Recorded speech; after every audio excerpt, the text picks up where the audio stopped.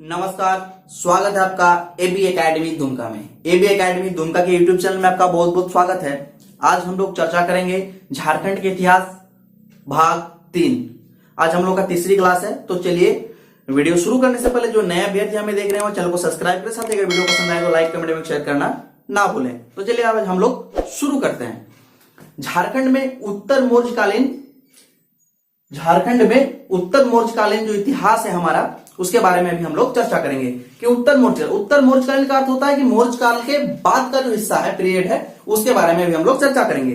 तो झारखंड क्षेत्र में उत्तर मौर्यकालीन शासकों में इंडो ग्रीक, सिथियन, कुषाण तथा सिंघुम से रोमन सम्राट के सिक्के प्राप्त हुए हैं। कौन कौन से सिक्के प्राप्त हुए हैं? तो ये इंडो ग्रीक सिक्के प्राप्त हुए हैं, सिथियन सिक्के प्राप्त हुए हैं, कुषाण के सिक्के प्राप्त हुए हैं और सिंघुम से रोमन सम्राट के। इंडो ग्रीक, सिथियन,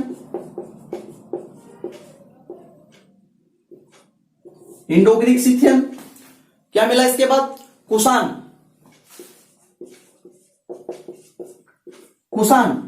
और सिंघुम से रोमन सम्राट के, और सिंघुम से रोमन सम्राट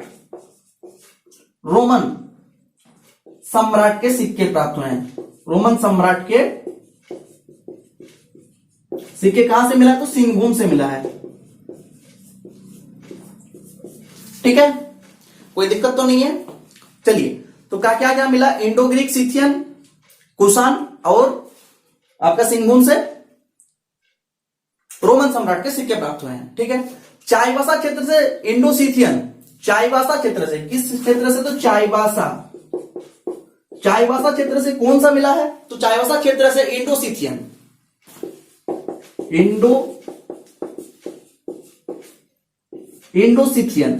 ठीक है, चाईबासा क्षेत्र से इंडो सिथियन और रांची से कुषाणकालीन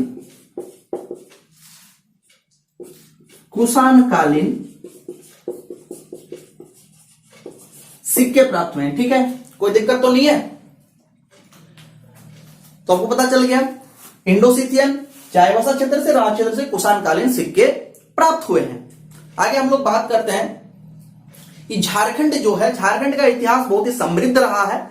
यहां पे गुप्त वंश का भी शासन रहा है, मतलब समुद्रगुप्त के द्वारा इस क्षेत्र को जीता गया था।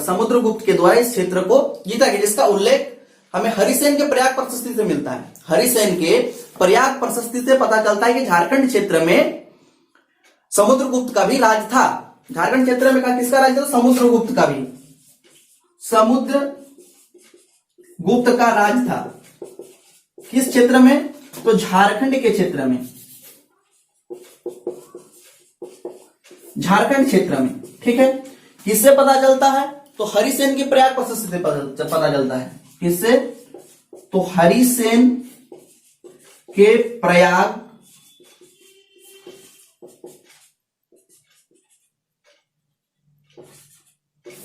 प्रशस्ति से पता चलता है कि झारखंड में किसका शासन था? तो झारखंड में समुद्रगुप्त का भी शासन था। और इसके लिए छोटा नागपुर क्षेत्र के लिए किसका प्रयोग हुआ है? तो मुरुंड। छोटा नागपुर क्षेत्र के लिए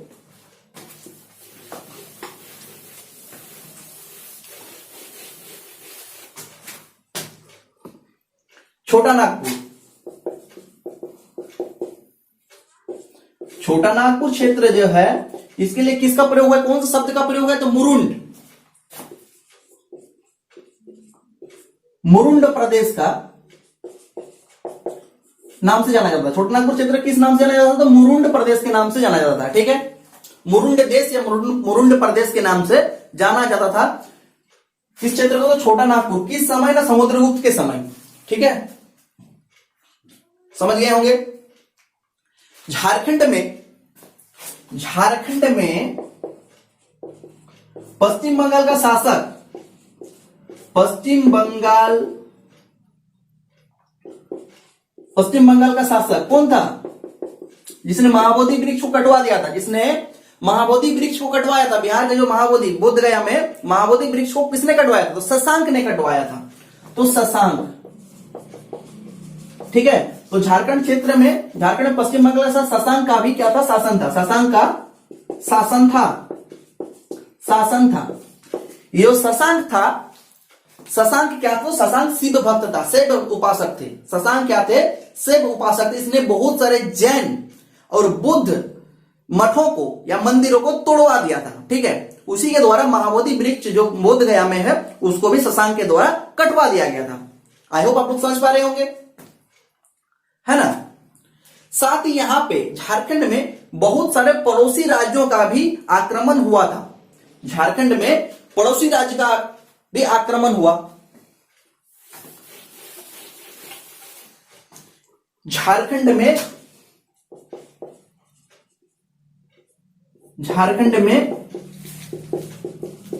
पड़ोसी राज्य क्या राजाओं का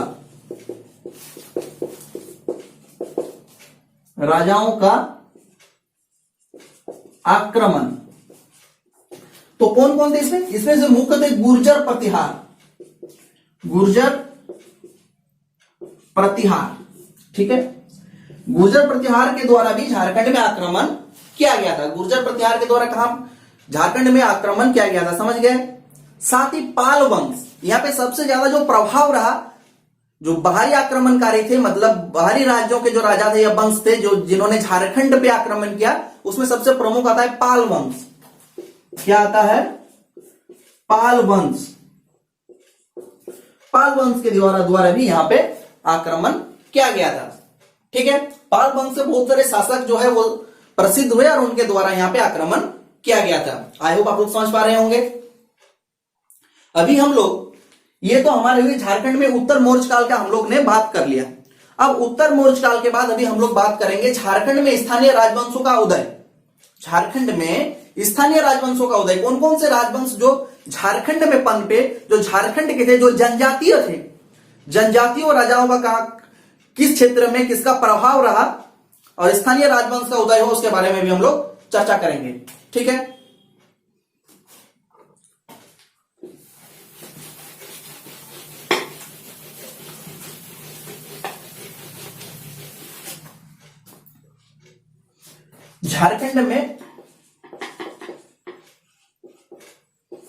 झारखंड में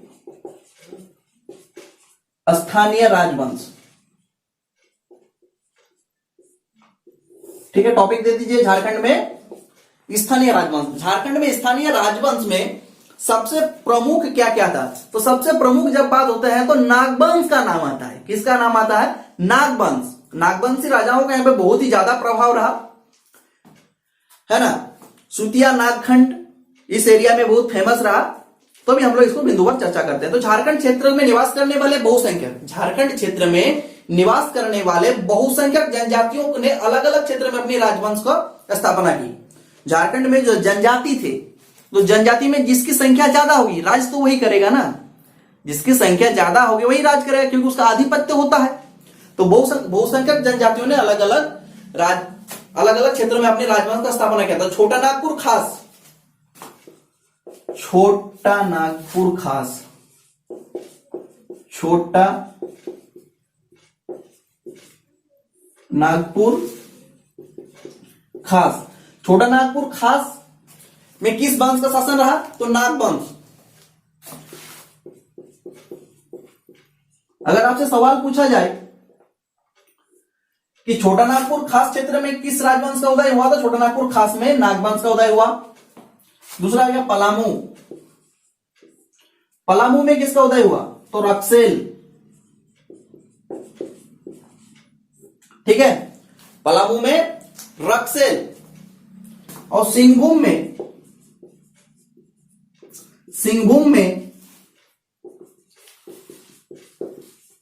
सिंह वंश का आधिपत्य रहा। ठीक है, तो छोटा नागपुर खास में नागवंश, पलामू में रक्सेल और सिंहभूम में सिंह वंश का आधिपत्य रहा। अब हम लोग इसको बिंदुवार चर्चा करेंगे। इससे पहले हम लोग एक चीज चर्चा करते हैं पलामू के बारे में। ठीक है, पलामू, तो पलामू क्षेत्र में रक्सेल वंश का आधिपत्य रहा है। पलामू में रक्सेल वंश का क्या रहा है? आधिपत्य रहा है ना। उनका विस्तार, रक्सेल वंश में जो पलामू में थे उसका विस्तार सरगुजा तक था। कहां पर था? सरगुजा तक था। और चेरो विद्रोह ने क्या कर दिया? रक्सैल के विस्तार को सीमित कर दिया। ठीक है, इस विद्रोह ने रक्सैल के विस्तार को सीमित कर दिया। तो चेरो विद्रोह के द्वारा क्या हो गया, ये जो सरगुजा तक था, ठीक है, पलामू क्षेत्र में जो राज करते थे रक्सैल, ये इसका क्षेत्र था सरगुजा तक। और चेरो विद्रोह ने क्या किया था, चेरो विद्रोह ने आपका रक्सैल के जो प्रभाव है उसको सीमित कर दिया था। ठीक है, रक्सैल के प्रभाव को किसने सीमित किया था, तो चेरो विद्रोह के द्वारा। ठीक है, जिन्होंने नहीं लिखा इसको जल्दी से लिख लीजिए आप लोग।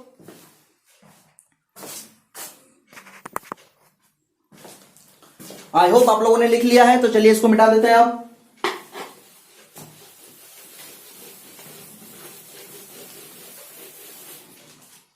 जैसे कि हमने आप लोगों को कहा है कि झारखंड में सबसे प्रभावशाली मुंडाओं का जो शासनकाल रहा, ये सबसे महत्वपूर्ण रहा। मुंडाओं के द्वारा जो शासन किया गया ये सबसे महत्वपूर्ण, क्योंकि नागवंशियों का शासन जो है बहुत ही झारखंड में प्रभावशाली रहा। तो सूतिया पाहन नाम का एक था व्यक्ति, जो सूतिया पाहन ने क्या बनाया था, सूतिया नागखंड का स्थापना किया था। सूतिया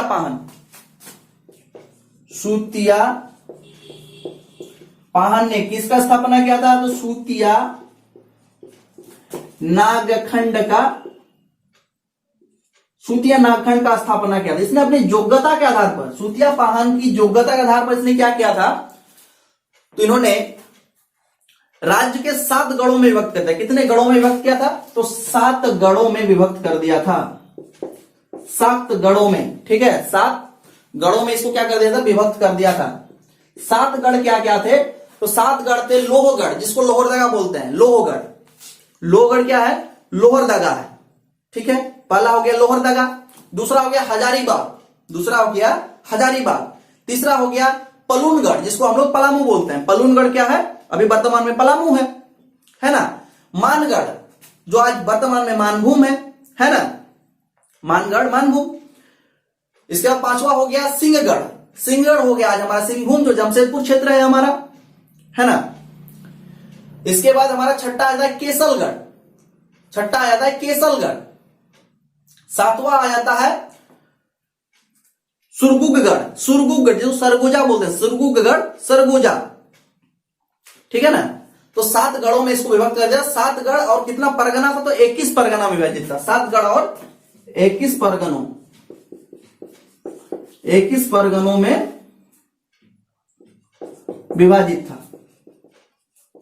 ठीक है, 7 गढ़ को फिर किसमें बांटा गया, तो 21 परगनों में बांटा गया। जैसे हम लोग संथाल परगना पढ़ते हैं, है ना, इसी प्रकार 21 परगनों में उसको बांट दिया था। ठीक है, अब हम लोग चर्चा करेंगे नागवंश के बारे में। ठीक है, नागवंश का स्थापना किसने किया था, फनी मुकुट राय। नागवंश का स्थापना किसने किया है, फनी मुकुट राय। फनी मुकुट राय के द्वारा। ठीक है, और इसका राजधानी कहां था, तो राजधानी था खुखरा। राजधानी क्या था, खुखरा। ठीक है, राजधानी हो खुखरा। तो नागवंश की स्थापना किसने किया, तो फनी मुकुट राय ने किया था। इसका राजधानी कहा था, खुखरा। ठीक है, फनी मुकुट राय का जो जन्म है 64वीं ईस्वी में हुआ था। फनी मुकुट राय का जन्म कब हुआ था, तो 64वीं ईस्वी में हुआ था। फनी मुकुट राय का जन्म 64वीं ईस्वी में, ठीक है, इसका जन्म हुआ था फनी मुकुट राय का। क्लियर है। उसका शासन जो है वो 83 ईस्वी से 162 ईस्वी तक था। फनी मुकुट राय का शासन कब तक था, तो उनका शासन था 83 ईस्वी से लेके 162 ईस्वी तक, 162 तो 162 ईस्वी तक। राजा बनते ही रांची, जैसे फनी मुकुट राय राजा बने, तो राजा बनते ही उसने रांची, लातेहार, पलामू को अपना नियंत्रण में ले ला। रांची, लातेहार और पलामू को अपने नियंत्रण में ले लिया। और उसने क्या किया था, उसने 66 परगनों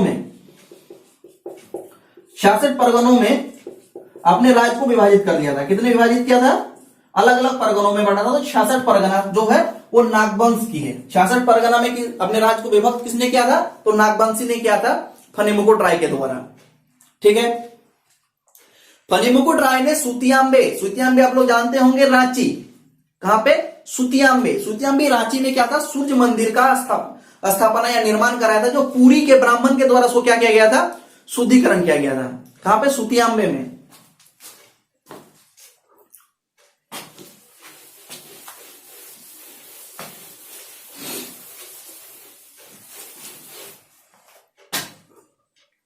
सुतियांबे, सुतियांबे कहां है? तो रांची में है ना। कौन से मंदिर का निर्माण कराया था यहां पे? तो सूर्य मंदिर का निर्माण कराया था, सूर्य मंदिर। ठीक है, ठीक है। और इसको शुद्धिकरण किसने किया था? तो इसका शुद्धिकरण किया था उड़ीसा के ब्राह्मणों के द्वारा। कहां के ब्राह्मणों के द्वारा? तो उड़ीसा के ब्राह्मणों के द्वारा सूर्य मंदिर का शुद्धिकरण किया गया था। ठीक है, जो पुरी के ब्राह्मण थे। और उन्होंने शुद्धिकरण किया था, उसके बदले क्या किया था? 2 ग्राम दान में दे दिया था। ठीक है, 2 ग्राम फणिमुकुट राय ने उसको क्या कर दिया था? दान में दे दिया। तब के राजा बड़ी दानी हुआ करते थे, है ना। तो फणिमुकुट राय ने कहता चल तू भी खुश रह, है ना। मंदिर का शुद्धिकरण किया, पुरी के जो ब्राह्मण थे उसको 2 ग्राम दे दिया। कौन कौन से ग्राम दिया? तो सोरंडा और मोहगामा। सोरंडा दिया था और मोहगामा दिया था। सोरंडा और मोहुगामा। ठीक है, सोरंडा और मोहगामा दान में दिया था। क्या किया गया था? दान में दे दिया था 2 ग्राम। कितना गांव है ये? 2 गांव है।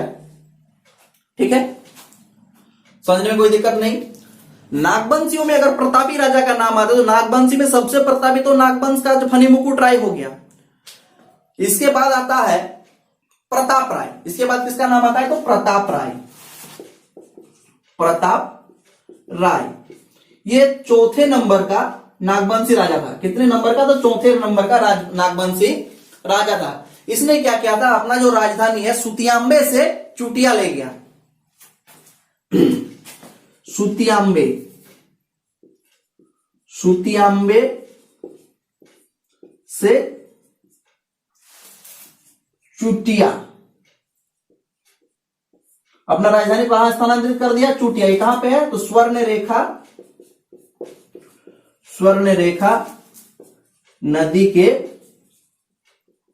किनारे बसा हुआ है। ठीक है, चुटिया कहां पे बसा हुआ है? स्वर्ण रेखा नदी के किनारे बसा हुआ है। समझ में आ गया? कोई दिक्कत नहीं है। और यही नागवंशी राजा जो थे, इसमें एक नाम था भीमकर्ण। उसने कर्ण की उपाधि लिया था।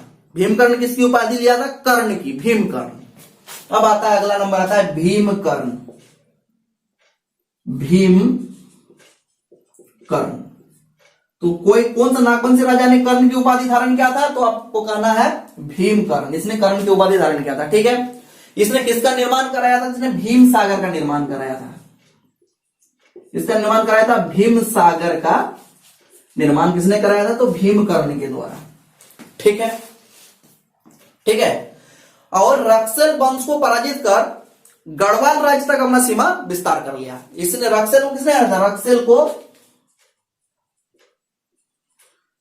को हराया किसने था? तो भीमकर्ण हराया था। कौन हराया था? तो भीमकर्ण ने हराया था रक्सेलों को। और कहा था गढ़वाल तक अपना राज्य का विस्तार कर लिया। भीमकर्ण ने कहां तक अपने राज्यों का विस्तार किया? तो गढ़वाल तक। गढ़वाल तक राज्य का विस्तार कहां तक कर लिया? तो गढ़वाल तक अपने राज्य का विस्तार कर लिया, सीमा विस्तार कर लिया। और वो जो राजधानी प्रताप राय के द्वारा जो राजधानी सुतियांबे से चुटिया ले गया था, अब चुटियांबे से क्या कर दिया भीमकर्ण ने? पुनः चुटिया से कहां ले गया? ये खोखरा ले गया। कहां ले गया? खोखरा। ठीक है, चुटियांबे से खोखरा क्या कर दिया? अपना राजधानी स्थानांतरित किया कर दिया। राजधानी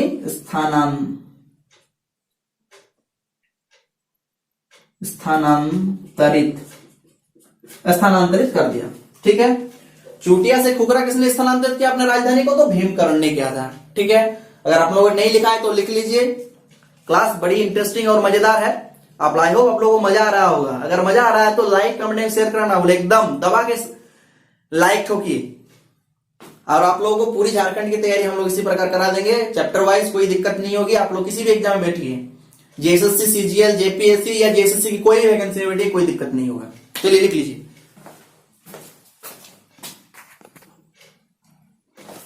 तो चलिए आप लोग लिख लिए होंगे, मिटा देते हैं इसको।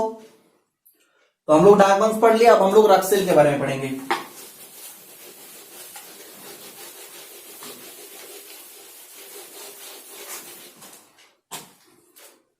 रक्सेल एक्चुअली राजपूत थे। रक्सेल क्या थे? राजपूत थे, ठीक है ना। रक्सेल क्या थे? राजपूत वंश के थे। किस वंश के थे? तो राजपूत वंश के थे, ठीक है। राजपूताना क्षेत्र से रोहतासगढ़ होते हुए वे लोग पलामू में आए थे। राजपूताना क्षेत्र से होकर रोहतासगढ़, राजपूताना से रोहतासगढ़ होते हुए पलामू आए थे। कौन? रक्सेल। रक्सेल हमने कहा था ना, रक्सेल पलामू में है, ठीक है। पलामू से सरगुजा क्षेत्र तक अपना शासन स्थापित किया। पलामू से कहां तक? सरगुजा। हमने पहले भी कहा सरगुजा तक अपना स्थापन। कहां से आए थे? राजपूताना से आए थे। किधर होते हुए? तो रोहतासगढ़ होते हुए। किधर से होते हुए? तो रोहतासगढ़, रोहतासगढ़ होते हुए कहां तक आए थे? पलामू में आए थे, ठीक है। और इसका विस्तार कहां पर था? तो सरगुजा तक इन लोगों का विस्तार था। और चेरो विद्रोह ने क्या कर दिया था? रक्सेलों का विस्तार जो था उसको रोक दिया, प्रभाव को रोक दिया, ठीक है ना। कोई दिक्कत नहीं। अगले नंबर पे हम लोग आएंगे चेरो खरवार वंश। अब आ जाते हैं चेरो खरवार वंश, ठीक है। चेरो खरवार वंश, तो चेरो खरवार वंश जो था रक्सेल को अपदस्थ कर, किसको हटा दिया? इसको विस्थापित किया रक्सेल को, और चेरो खरवार वंश आ गया, ठीक है। चेरो खरवार रक्सेल को, चेरो शासकों ने अपदस्थ कर अपना शासन स्थापित कर लिया था। तो इसमें जो प्रताप धवल खरवार, इसमें सबसे प्रतापी राजा कौन थे? तो प्रताप धवल खरवार, ठीक है। प्रतापी राजा थे ये, प्रतापी राजा थे। किस वंश का? तो चेरो खरवार वंश का जो राजा, सबसे प्रतापी राजा कौन थे? प्रताप धवल खरवार। कहां से पता चलता है? तो जिसका उल्लेख शिलालेख, बिहार के जो तिलैया है, बिहार के तिलैया में जो शिलालेख है, जो 1158 में बनाया गया था, ताराचंडी 1169 में बनाया गया था, फुलवरी 1169 में बनाया गया था, उससे पता चलता है कि प्रताप धवल खरवार जो है वो सबसे प्रतापी राजा थे चेरो खरवार वंश के। चेरो खरवार वंश रक्सेल को अपदस्थ कर आया था, ठीक है, कोई दिक्कत नहीं है। और इसका जो शासन काल है 14वीं से 18वीं तक था, 14वीं से 18वीं सदी तक था, ठीक है, कोई दिक्कत नहीं है। आशा करते हैं आप लोगों को, है ना। हो गया। आगे हम लोग पढ़ेंगे मानवंश, ठीक है। तो मानवंश के बारे में हम लोग पढ़ेंगे। तो मानवंश जो थे ये हजारीबाग क्षेत्र के थे और सिंहभूम क्षेत्र पे अपना राज किया। हजारीबाग और सिंहभूम क्षेत्र में किसने राज किया? तो मानवंश ने, ठीक है। तो मानवंश के जो राजा थे वो अत्यंत क्रूर थे। मानवंश के राजा क्या थे? अत्यंत क्रूर थे, बहुत ही बदमाश थे वे लोग, है ना। उसी की वजह से क्या हुआ था? तो आपका जो सबर जनजाति है, कौन सा जनजाति? सबर जनजाति उस क्षेत्र से भाग गए बेचारे। सबर जनजाति के जो लोग थे इतना क्रूर थे मानवंश वाले, उनकी क्रूरता के वजह से उस एरिया को छोड़कर ही भाग गए, है ना, पलायन कर गए, अत्याचार से पलायन। और इस आपका जो आपका हजारीबाग और सिंहभूम क्षेत्र में थे, यहां से भागकर वे लोग पंचेत की ओर चले गए। कहां पे चले गए? पंचेत की ओर। कौन सी जनजाति भागा था? तो सबर जनजाति भागा। कहां पे चला गया? पंचेत में चला गया। सबर जनजाति कहां चले गए? पंचेत क्षेत्र में। क्यों चले गए? क्योंकि मानवंश वाले क्या थे? अत्यंत क्रूर थे, अत्यंत क्रूर राजा थे ये लोग। इसका राजवंश अत्यंत क्रूर थे, ठीक है, कोई दिक्कत नहीं है ना। और यहां पे इतना इन लोगों ने अत्याचार किया कि यहां पे भूमिजों ने, स्थानीय भूमिज जो थे, आपका हजारीबाग और सिंहभूम क्षेत्र के जो भूमिज लोग थे, उन लोगों ने परेशान होकर मानवंश वाले राजाओं के अत्याचार से परेशान होकर उन्होंने क्या चलाया? भूमि स्वराज आंदोलन चलाया। किसने चलाया? भूमि स्वराज आंदोलन। पहले क्या चलाया? भूमि स्वराज आंदोलन। किसने चलाया? तो भूमिजों ने चलाया। स्थानीय भूमिज लोगों के द्वारा ये चलाया गया था। स्थानीय भूमिज लोगों के द्वारा चलाया गया था। ठीक है, आई होप आप लोग समझ पा रहे होंगे। सवर जनजाति क्यों भागे थे? तो सवर जनजाति को विस्थापित करने, इतना क्रूर थे ये लोग कि इनकी क्रूरता की वजह से विस्थापित हो गए। आई होप आप लोग समझ पाए होंगे। तो झारखंड की क्लास में आज हम लोग इतना ही करेंगे। आगे हम लोग कुछ और राजवंश है, क्लास थोड़ा सा लंबी हो जाएगी, तो क्लास को ज्यादा लंबी ना करते हुए हम लोग इसको थोड़ा सा शॉर्ट में ही चलते हैं। तो नेक्स्ट क्लास 4 में हम लोग बाकी के राजवंशों को कवर करेंगे। हमारी क्लास के साथ बने रहे आप लोग। इसी प्रकार का आप लोगों को इंफॉर्मेटिव और झारखंड की संपूर्ण तैयारी कराई जाएगी। तो चलिए मिलते हैं हम लोग नेक्स्ट वीडियो में। तब तक के लिए जय हिंद, वंदे मातरम।